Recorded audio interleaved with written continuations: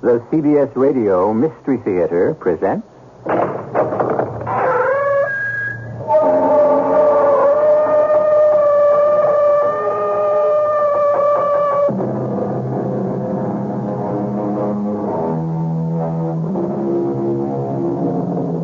Come in. Welcome. I'm E.G. Marshall. Won't you sit down and relax with me for the next, a little less than an hour and listen to a tale of murder? Or is that statement exactly fair? The dictionary definition of murder is the unlawful killing of another human being with malice aforethought. Well, undoubtedly there is killing and malice aforethought, but the question here is what or who was killed? Don't try to blame it on me. It's always blamed on me. I won't take it any longer. I won't take the guilt. Where else does it lie? Not on me. Not on me ever again. I'll make sure of that. I'll kill you. How can you kill what was never alive? Only one way. I'll tear you apart. Yes, without you I have no life. What you have left without me? I no longer care. Tear you apart. Limb from limb, socket by socket. Freddie, in heaven's name, what are you doing? I'm destroying what is destroying me. But there is no act without the two of you. There's no me, as long as he exists. You know that better than anyone, Sarah. It's done. Forever. Maybe now I can live. Maybe it's worth murder to achieve some kind of freedom.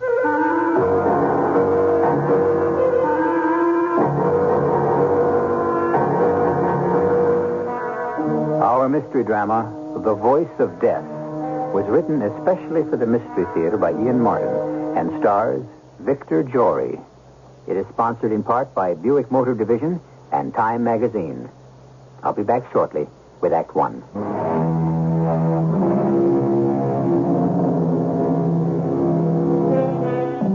Ventriloquism, one of man's most ancient arts. It's as old as the Chinese cultures, and almost certainly it was practiced by priests who created such seeming miracles as the speaking statues of Egypt and the Greek oracles. Down through the millennia, it flourished, and when it became sheer entertainment through vaudeville, radio, and TV, it reached its highest popularity. Then, as suddenly, ventriloquism suddenly lost its popularity, a fact that Janus the Great is not yet prepared to face.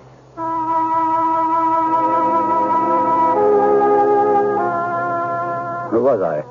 Fat Freddie Goldstein from the East Bronx, a little schlep. I was scared to go to school even. They beat up on me all the time because I wouldn't fight back, and it was funny to watch a fat kid cry. Then I read an ad in the paper and saved up my lunch money to send away for Professor Fantasorio's magical method of voice projection. Amaze, delight, and mystify friends and foes alike by the ancient and mystical art of ventriloquism. It changed my life, because for some reason it was easy to me. I mastered the art in a month and held a golden key that unlocked the world for me. At 16, I was playing parties and school dates. I got in at the very end of radio's golden era. But where I really hit it big was television. By then, I was calling myself Janus, an alias. And then, suddenly, by the late 1960s, I was a has-been. The gold all faded. The club dates I played were a disaster, and a lifetime of splitting myself in two ended in murder. Fred, look what you've done to him. We'll never put him back together now. What do you care, Sarah? What do you mean? Isn't this the way you've always wanted it? Oh, Fred, you're sick. You always thought he came between you and me. Who? Him, the dummy. I never said that once all these years. But you thought it. Well, he was always the first thing in your thoughts. You combed his hair, pressed his clothes, washed his face, even behind his ears like he was a child. You never even kept him in a box. He was always there wherever we were. We were never alone. You even used to talk to him off stage. Yes, I was jealous. Now maybe I'm glad you've destroyed him. Maybe now we can have what you'd never let me have. What? What did I ever refuse you? A child? A child of my own? How could we have a child, Sarah? Always on the road, always moving, living in hotels. Children weren't for us. You could have left me behind with our child or our children. And travel alone? Don't you think that I could have gone ahead and had a child? How could you have stopped me? But I didn't because... Because? It wouldn't have been fair to the child. He would have been my child, not something we shared, just as he was your child. Oh, Freddie, what's wrong with you? How could you have done that to him? It doesn't matter. He's gone. Well, let's see if we can't put him together again. No! Leave him alone. Don't touch him. Fred! He's dead. Smashed. He couldn't be repaired, and he's not going to be repaired because there's nothing to repair him for. Darling, what is it? Don't you see? I'm as dead as he is. You got fired again. I'm through, Sarah. It's all over. There's no Janus the Great. No, that isn't true, darling. You're tired. You've been overworking. A good night's rest. What am I going to do? We have no money. I have no other talents. I'm back once again to where I began, Fat Freddy from the East Bronx. When I killed Avius, I might as well have killed myself. I had no rest that night. What a night it was. After Sarah, worrying herself frantic about me, finally got to sleep, the things began happening. The first pain when it came was so intense and piercing that in spite of myself, it... Oh, my God! I bit my lip till the blood came, trying to stifle my cry so I shouldn't bother Sarah. But my arm felt as though some giant had broken it across his knees. And then the second one came. A blow that compressed my brain and sent it spinning. Dear God, what's happening to me? Fred? What is it? Darling, are you all right? Oh, it's 5 a.m. You're still awake. Sarah, a dream. What a dream. I felt like I was broken on the rack. I'll get you some aspirin. You're coming down with something, mark my words. I'm coming down with something, all right. Tomorrow, first thing, I'll take care of that. Take care of what? What I did to my poor little dummy. Tomorrow, I'll go to the professor and see if he can put Alias together again. If that's what you want. Never mind if it's what I want or not. It's what must be done. So now you've made up your mind. Maybe you could sleep a little. What I am. Too late to change about the dummy and me. But one thing it isn't too late for is a child. If you... Oh, well, what could I do with a child? I already have one in my arms. Sleep a little, darling, sleep. And maybe we could find a new tomorrow. I could sleep now. The pains were all still there, but dulled and able to be forgotten. I nestled close to Sarah, and she held me close. And suddenly it came. The blessed curtain of sleep, and the wonderful feeling that all the decisions had been made and the future smoothed away. You did this to my creation. Professor, I paid you for him. For the intricate balance of wire and joints that gave him reality. And more than that, the control of the eyes, the mouth, the tongue between the teeth, a model of the human figure, a scarce step below actuality. He's been destroyed beyond belief. It's vandalism. It cannot be repaired. You must forgive me, Professor Manzini, but my art is a lost art, and yours may be too. What? What do you say? We live in a world where miracle, illusion, magic are forgotten.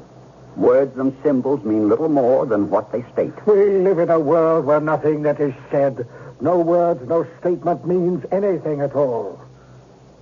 Yes, you are right about our profession. I've had my dissatisfactions, too, which have led me deeper and deeper into the recreation of form, the humanoid form, the complete replica of man. I am so near, Janus. So near. What are you saying? I've created a dummy. No, forget that awful word. A robot, half life size, capable of everything. Movement, reaction, everything except actual speech. By electronic control, you can move this figure, activate it, make it sit or stand or bend. But to make it speak, That is beyond me. Only a master of ventriloquism can effect that. Will you lend your artistic talent to my mechanical genius and create a new miracle? Need you ask? I'm desperate. You don't have to worry any longer, Janus. Here, come with me a moment. Let me show you my new masterpiece. There he is. How do you like him? His face. It's the exact image of mine. Well, I had to have a model. Who better than you? Here, take this control. Ask him to get up and come to you. What do I call him? Well, he's you to the life. And it's a great title. The Great Janus and, Self. Yes, that's its name. Self. I am Janus. Will you come to me? Do you want me to be your master? Well, why don't you make it answer? I'm trying to, but maybe I'm out of practice. I'll try again. Do you know me? Will you answer me when I talk? If you tell me the answers. How did you find Chicago? I just got off the plane and there it was. I don't know if I want this dummy, Professor. The elements are sensational. This is only a working model. Let me build you the complete dummy and you'll thank me forever. I've told you, Professor, I haven't the money. Yes, I know. So I'll offer you a proposition. I'll build you a humanoid that will walk, move, bend, jump, do anything you ask it to. That's my contribution. All you must provide is the voice. That is beyond me. We'll go into a simple partnership, 50-50, on all our earnings. Will you accept that? I don't have to put up any money to own a humanoid that moves and acts like any other person? You will pay. Now leave. I must get to work. I will finish Self. Arrivederci, Janus. Arrivederci. How will I know? I will call you the moment he is finished. I don't know how to thank you, Professor Manzini. Oh, yes, my sometimes friend. No need to thank me. Nor will you want to when I'm finished with you. Murderer, assassin, to have killed one of my children. For that you will pay. I could have struck you dead today for what you did to one of mine. But I stayed my hand a little while. I have other plans for you than just revenge.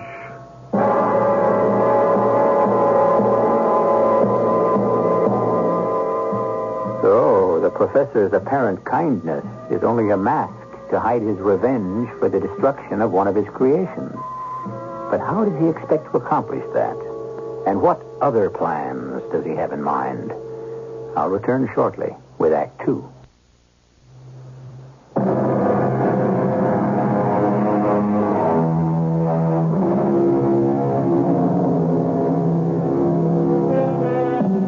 Ventriloquism. The name is a misnomer, since its Latin roots mean simply speaking from the belly. In actual fact, the illusion is produced by depressing the vocal cords, pulling the tongue inside the mouth to create words, and by keeping the lips from moving. Still, practiced by a master, the illusion is indistinguishable from reality. So much so that the great English philosopher Henry Moore was moved to say, "Who knows, but some of his counterfeit ventriloquists may prove true ones," which is another way of saying, which is the dummy and which is the master.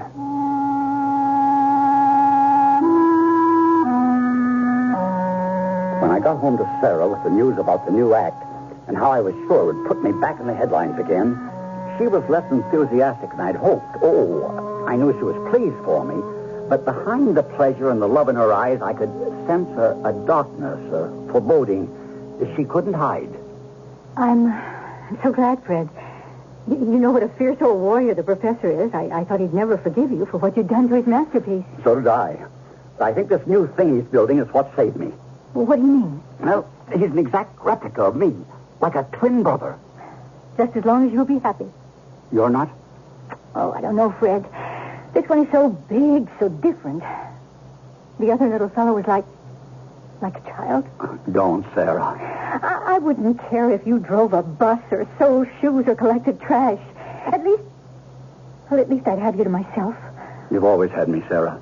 There's never been anyone else. Oh, women I never had to worry about.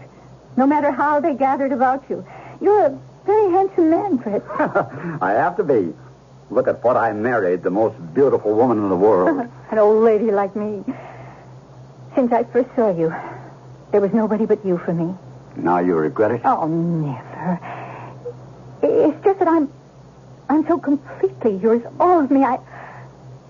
I wish only sometimes I could have you to myself the same way. But you do. The dummies, Alias, any of them. They aren't your rivals, darling. Not in any way. Are you sure? I raise my hand to God. Oh, no, don't. Why not? Because you're only lying to him and to yourself. Oh, don't you see, Fred, they're all your children. The children I never had, the children I can't share. Why have you stuck with me all these years? Because I love you. The part of you I've had. But I wish Oh, how I wish I could have had all of you. Sarah, listen. It's going to take the professor a couple of months to finish the work on Self. Cy Kaplan can take care of all the bookings. I've already talked to him, and he's sure we got a smash going. I got all the material I need, and Joe and Irving can be running me up some topical stuff. They'll do it on spec for me.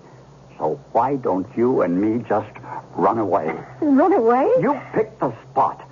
Just so we have enough cash or can borrow enough to make it. Bermuda, the Bahamas, Mexico. Oh, Fred, I can be packed tonight. We had nearly 2 months on an island in the Caribbean where the beach from our cabin stretched as far as you could look from left to right. The long walks, the swims, the fish diet, and the simple local foods trimmed me down and took 5 years off my looks. Most of all, the peace. And a strange transformation that was happening inside my own mind. From the beginning, I'd always known what Sarah meant by my split personality. From the moment we landed on the island, I had set myself to persuade her that it no longer existed. And in the process, I found that I no longer had to persuade myself. It was gone. I called the professor only once during our long vacation. Hello? Professor, it's Fred Ghost. Janus. Si, come sta, amici? Wonderful. Self is not yet finished. Good. Good? I mean, only that I'm enjoying the only vacation I've ever had in my life, so... I advise you to enjoy it to the full. When I've completed your alter ego, you will have little time for play. You're that optimistic? I am that optimistic. I have an instinct about these things. I think you will find yourself when you see yourself. I'll send you a message soon when I'm ready. You'll come straight back? Sure, Professor, sure. Under the circumstances, I'm at your command. Till I hear from you. Ciao.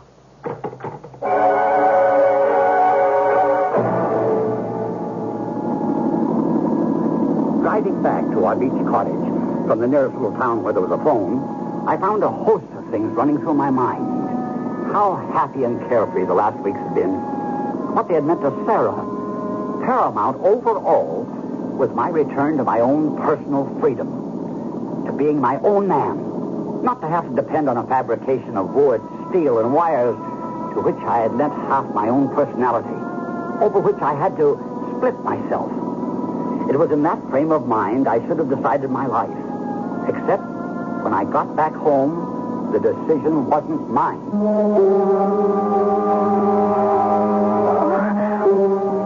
Oh, what is it, Sarah?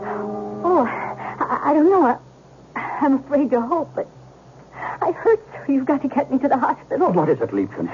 Well, I think I'm making a better image for you than Professor Manzini with all his skills could ever make. I think I'm pregnant with our child, Fred. Oh, don't let anything happen to him. It was a wild trip to the local airstrip, a chartered plane and on into Nassau.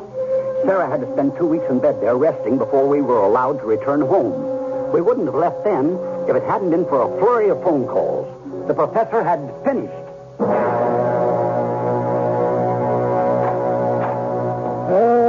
Benvenuto, Janus. Come sta? Sta bene, maestro. Where is it? Gently, each thing to its own time. Have you had a good vacation? You look like Othello. I guess I picked up quite a tan. And how is your good wife? Sarah? Oh, she's fine now. She didn't lose the child? No, thank God. It was just an early threatened miscarriage. But we got to Nassau on time. Well, I made a decision while you were gone. Since we're breaking convention, moving into a new relationship, I made certain structural changes. All right, whatever you decide. You're the master builder. And you, the master magician. Needed both of us to create the illusion. True. Just so long as it is illusion. Signore. Huh? My pills in the little bottle on the inlaid table. Here. How many? Do you need water?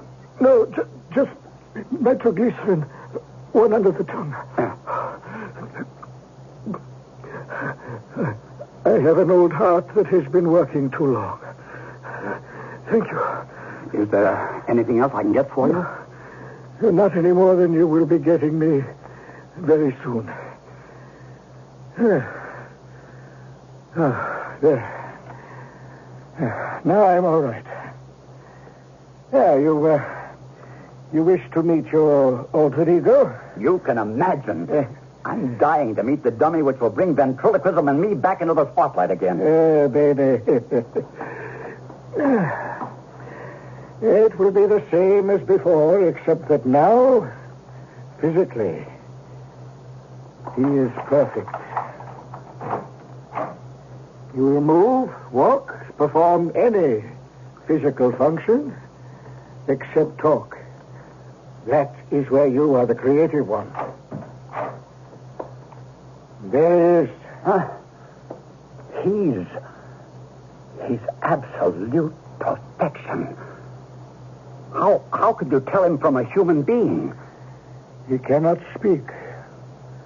Only you can teach him that. Teach him? Well, provide him with a voice and language. Should we dress him first? Oh, by all means, let us dress him. And then find out what we have. Or as the Bible would have said, what has been wrought. Together, we dressed the flexible but unresponsive body. A body so like mine, except so much younger and more perfect. And all the while we worked this curious feeling whenever I glanced up to find myself looking at me, or me looking at self. Finally, the moment was there to animate him. So, Ecke, this very small remote control you hold in your hand can make him do everything but speak. Let me show you how the control works. Self, would you make us both a drink? Scotch on the rocks for me, a vermouth cassis for Mr. Janus. Fantastic. Well, I showed you before. But that was a robot. This is a replica of a human being. Who could tell the difference? No one. Except us. He needs only one more thing to make him complete. A voice. He's too terrifying. With what right have we to invest a complete human being with a voice? It's the only thing he lacks. No. If we are to be an act, there is something also he lacks totally. A brain. The power of thought. Whatever issues from his mouth are my thoughts. My words. Think of the magic of it all. A figure, able to move exactly as a human, engaged in a dialogue which you alone control. But how is an audience conscious of that? How do they know that there is any magic happening before them? Because at the end of the act, or before, however you build it, you turn this figure around.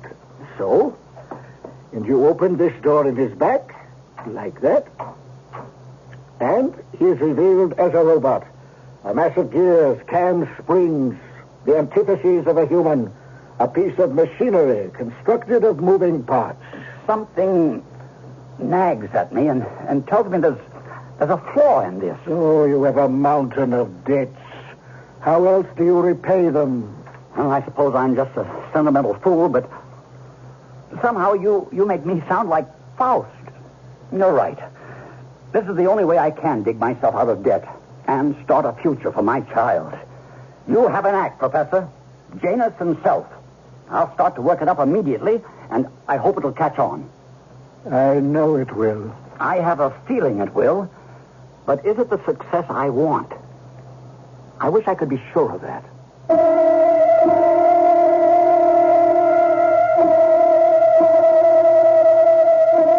Another old-time quote on ventriloquism was one that had an evil spirit speaking in his belly. But suppose by some supernatural act the reverse were true, that somehow the ventriloquist became the victim, and that the doll, the dummy, the alter ego tipped the scales and took over from him. Let's see what happens when I return with Act 3.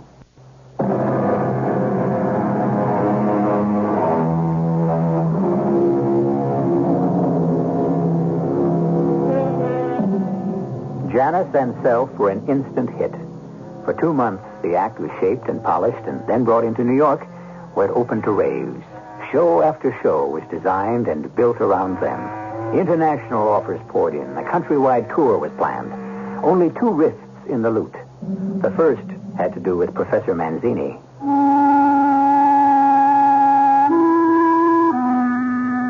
It was the day I was to pick up Self. The maestro had wanted to make a few final adjustments, he said. And I had been working desperately to finally come up with a voice that I hoped was completely humanoid. Sarah felt it was. So did my agent. I was anxious to let the professor hear it himself. But I never had the chance. No answer. That's strange. He knew I was coming. Why would he have gone out? His heart. Professor! Professor Manzini! It's me! Janus, Professor! He was seated in his old armchair, head lolling to one side, one hand over the chair as if to receive a pellet from the bottle held in Self's hand. Self himself was bent over, frozen in the act of spilling it out of the already opened bottle. I took his pulse quickly, listened to his heart. The professor was dead. I stooped and picked up the control box, depressing the button. You can straighten up now, Self. Give me the bottle. Thanks. When did he die? Of course, how stupid of me. What a triumph you are that I should forget even for a moment. At a moment as crucial and heartbreaking as this, that you're only a dummy. Isn't that right? Yes, Master. That's right. I shouldn't make you call me that. Do you mind?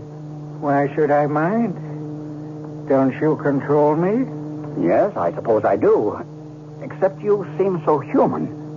And a little frightening because I'm so much your twin. Wait a minute. Well, what's this? Attached to this note is a copy of my will. It makes you the executor and sole heir to all my possessions. May they bring you all you deserve. I have done everything in my power to make sure you will get everything that's coming to you. Did you hear that, Self? You're all mine now. I am all yours.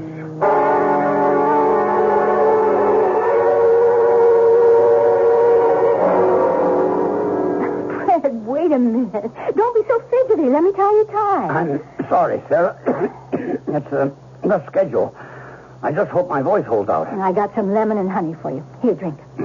What would I do without you? Fred, why don't you give it all up? Who needs it? We do, till the bills are paid. Well, not with what the professor left us. I don't want his money. I want my own. Oh, What is it, honey? oh, it's just a baby. He kicks so much these days. Regular soccer player he'll grow up to be. You take care of yourself. Oh. Now, don't worry about me. I don't want to have to start worrying about you.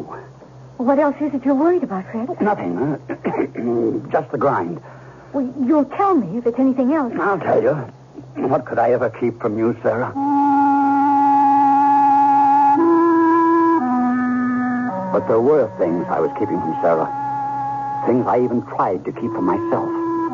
Something strange was happening in the act. Sometimes I'd sort of blank out on the stage. There would be periods when I was never sure exactly what had been said. And then there was the growing pressure on my throat, creating a voice that was unnatural for a ventriloquist, no matter how natural it might be to the audience. I went to my doctor about it, and he advised rest. But that was impossible with the contracts I had to fulfill. I took my problems to Sarah. You mean he talked without you? I don't know, Sarah. It seemed that way. But how? Well, you know the old routine. Just to take, for example, where I say, "Where were you born?" He says, "In a hospital." And I say, "Why?" And he says, "Because I want to be near my mother." I've done it so often. The exchange seems completely authentic. But last night, the strangest thing happened, like it's happened before, I think. Only, maybe I'm crazy. What, Fred? I asked the question, "Where were you born?" And he answered. Oh, who cares about me? Where were you born? And I said, "In a hospital." And he said, Why? and I said, "Because I want to be near my mother." It's crazy. Turned upside down, topsy-turvy. Like he controlled me instead of... Now, Fred, you've got to quit. It isn't worth it anymore. You're killing yourself.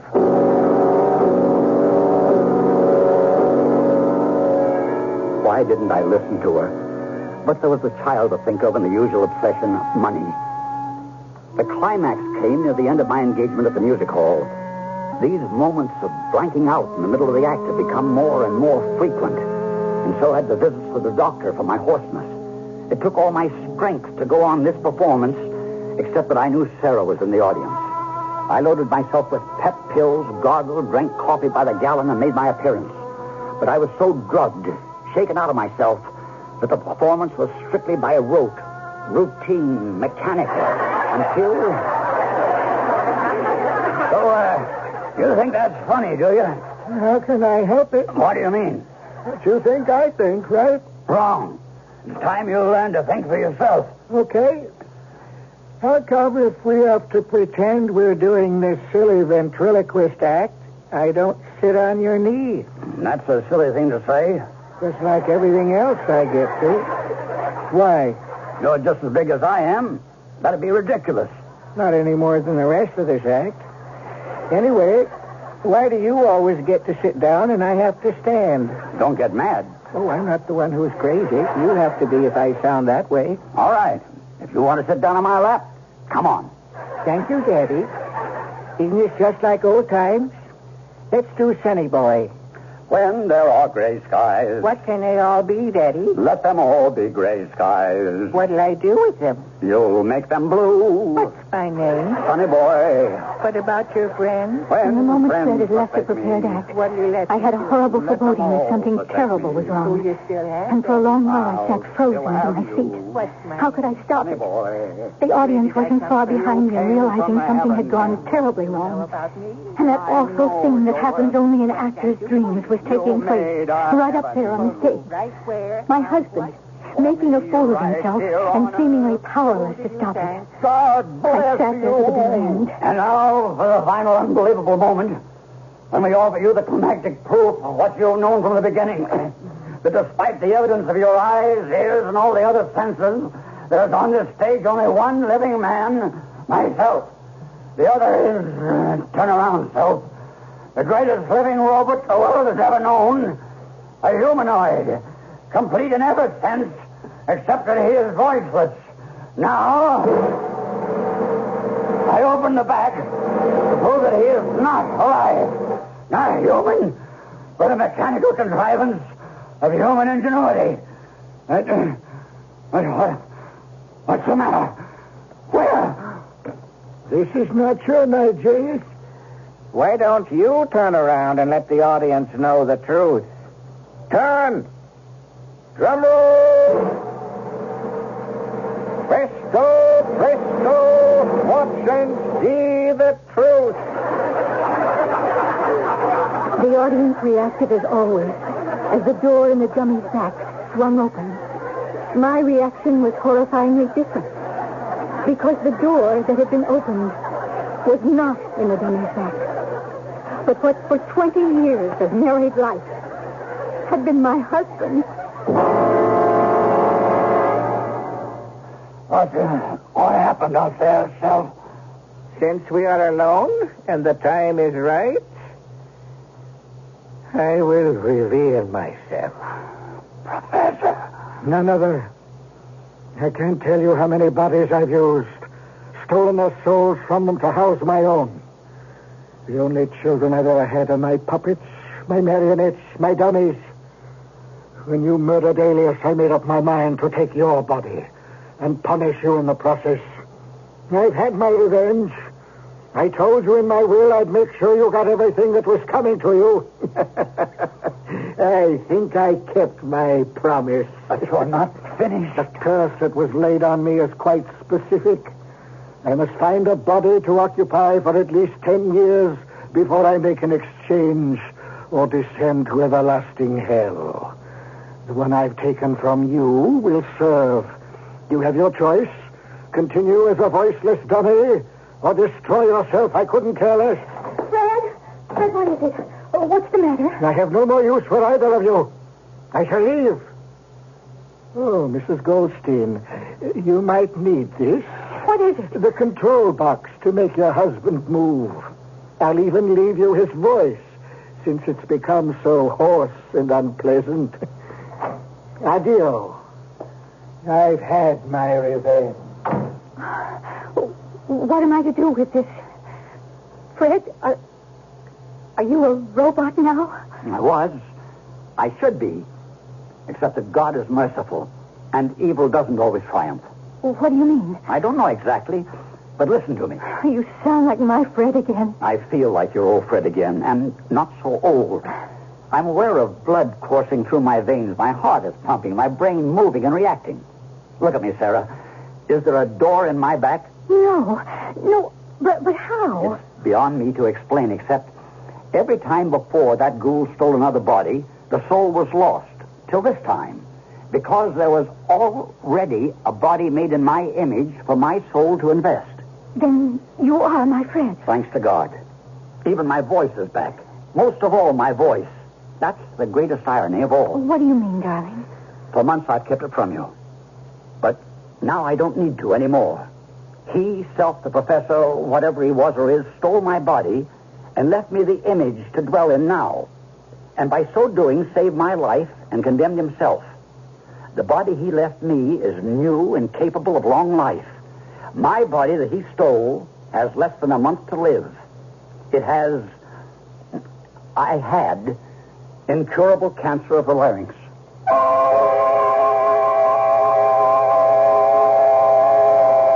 The collapse of a star and his disappearance from the stage was a 3-day wonder in the press. But the public is fickle. Within weeks, the great Janus was out of mind. Fred's in real estate now, happy to forget Janus the Great. And Sarah has provided a new member for the act, a lusty young son whose voice has all the range of his father's, at least in decibels, if not in trickery. I'll be back shortly.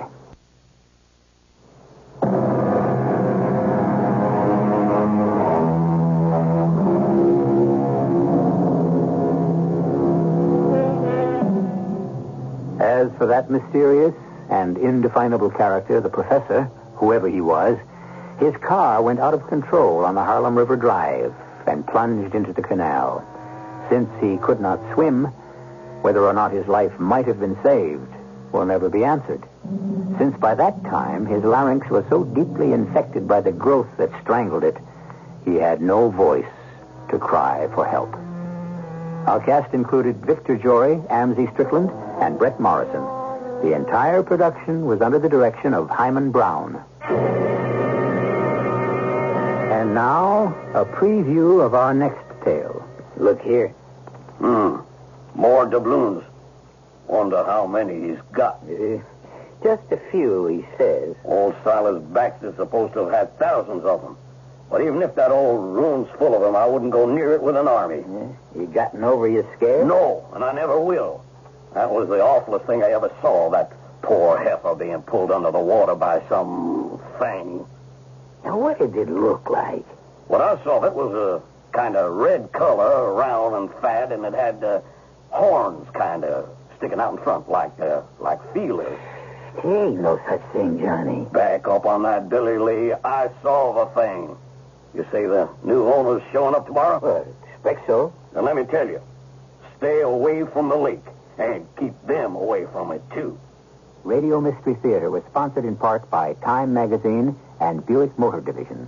This is E.G. Marshall inviting you to return to our Mystery Theater for another adventure in the macabre. Until next time, pleasant dreams.